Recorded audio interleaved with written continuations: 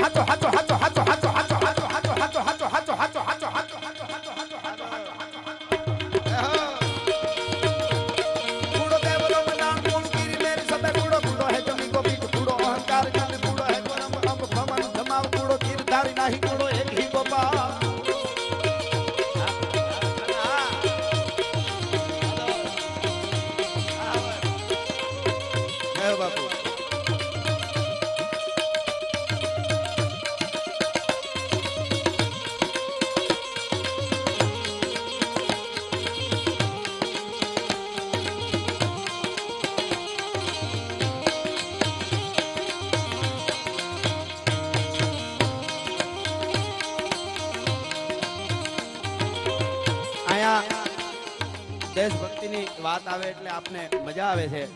અને હું કાયમના માટે વાત કરું. અહીંયા તો માલધારી સમાજ બેઠો, પૂજી બાપુનો પણ એક આદેશ છે કે દરેકને ત્યાં આપણે ત્યાં ગાય હોવી જોઈએ, ગાયની સેવા થવી જોઈએ. અહીંયા દિનેશભાઈ બેઠા છે હાલ. અહીંયા ઘણા બધા મિત્રો એવા છે ગાયું માતાજી માટે મરી મીટવા તૈયાર છે. અને હું એક યુવાનને ઘણીવાર એમને પણ યાદ કરું છું, શૈલેષ મેર, કે જે ખટારા વયા જતા હોય, ખટારા કાળની જેમ માથે આવતા હોય ને એના આડિયું ગાડિયું નાખી અને મોતના મોઢામાં જે ઓરાવા તૈયાર થઈ જાય ને એને માલધારી કહેવાય. ઈ ઠાકરના જેને કહેવાય સંતાન કહેવાય. એવો બધો અહીંયા જ્યારે વર્ગ મળ્યો છે એટલે મને અહીંયા એવો એક મર્દની મને યાદી કરવાનું મન થાય છે. ઇતિહાસો તો ઘણા બધા છે, ઘણી બધી વાતો થાય, પણ એવા મર્દને જ્યારે બિરદાવો હોય ત્યારે એક વીરરસનું ગીત અહીંયા મને કહેવાનું મન થાય. એટલે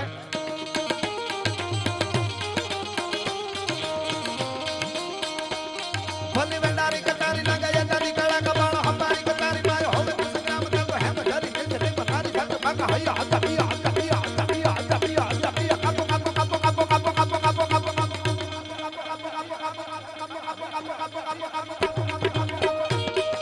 પાકિસ્તાન ને કાપો કાપો કાપો કાપો કાપો કાપો કાપો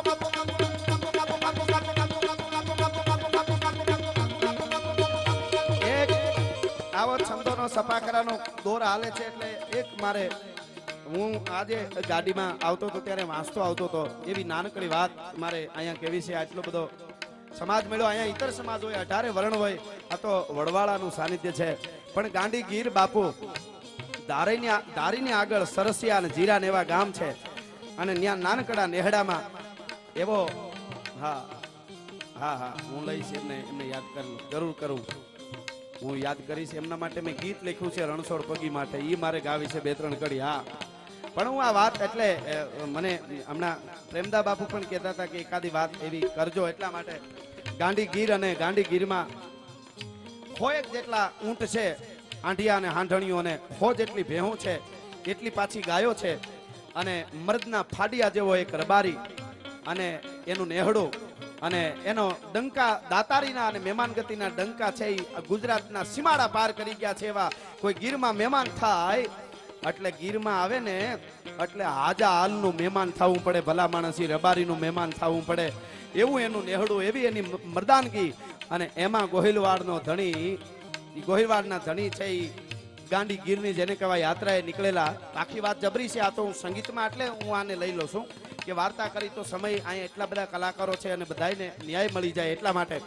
પણ એ ગોહિલવાડનો ધણી જ્યારે નીકળેલો અને એમાં એની પાસે ગાયકવાડની આખી ફોજ આવતી હતી સેના, એની ખંડણી ઉઘરાવવા માટે. અને એમાં ગોહિલવાડના ધણીને વાંયથી એની સેના ઉપર વાર કરવો છે એવી વાત થઈ અને ગોહિલવાડના ધણીને ખબર પડી તો કે આપણે થોડું ભગાય. અને એ વખતે એ હાજા આલ નામનો રબારી એમણે એમ કીધું હતું કે બાપુ તમે નીકળી જાઓ, તમે અમારી ગીરના મહેમાન થયા છો અને કદાચ ગાયકવાડની ફોજ હોય કે ગમે એવડી ફોજ હોય, પણ આ રબારીનો દીકરો છે, માથે વડવાળા ઠાકરના બધાય 4 હાથ છે, એને જો તમારી ફોજ સુધી પુગવા દઉં ને તો રબારીનો દીકરો ન કહેવા, ભલા માણસ એના મૂળિયા ઉખેડી નાખું. કે પણ તું એકલો છો, તારાથી શું થઈ શકે? એકલો એની પાસે 500 ની પલટન છે ગાયકવાડની, એને તું એકલો, તું કે તમે અમારે મહેમાન છો નીકળી જાઓ, હું ભલે એકલો છું પણ આ ગરેડના મોટા ગાળા છે એમાં આડા હાંઢિયા નાખી અને ગાયકવાડની સેનાને વીખી ન નાખું તો રબારીનો દીકરો ન કહેવાય. એકવાર તમે જોઈ લ્યો, તમને ખબર પડે. સાહેબ એ હાજા હાલ જેવો મર્દ માણસ હોય અને સાહેબ ઈ લડ્યો છે, એના ઊંટ હતા એની હારોહાર, એની હારોહાર એની હાંઢણીઓ હતી, ઈ તો હતી જ, પણ એની હારોહાર ગાત્રાળ અને મોમાં એની તરવારની ધાર ઉપર રમતી હતી. ભલા માણસ બીર ઘટાબટ જીક જટાજટ સીજ ફટાફટ ભમ પડે. હા માંડોભાઈ, અને ઈ લડ્યો છે સાહેબ, અને લડ્યો એટલું નહીં પણ સાહેબ એની ઈ ગાયકવાડની પલટન ને ભૂંડાઈનું ગીરમાં ભાગવું પડ્યું. ઈ ગરેડની ગાળીઓની માલિકોથી પલટન ભાગી પછી કોઈ દિવસ ગીરના મહેમાન થવાનું ગાયકવાડની પલટને કોઈ દી નામ નથી લીધું. હજી ત્યાં ગાયકવાડનો ગાળો અને ગાયકવાડનું દાધિયું કહેવાય છે. જૈન કોકને પૂછો તો કે અહીંયા હાજા હાલ નામના રબારીએ 500 ની પલટન ને ભગાડી દીધી હતી. ભલા માણસ ઈ અહીંયા મારા સામે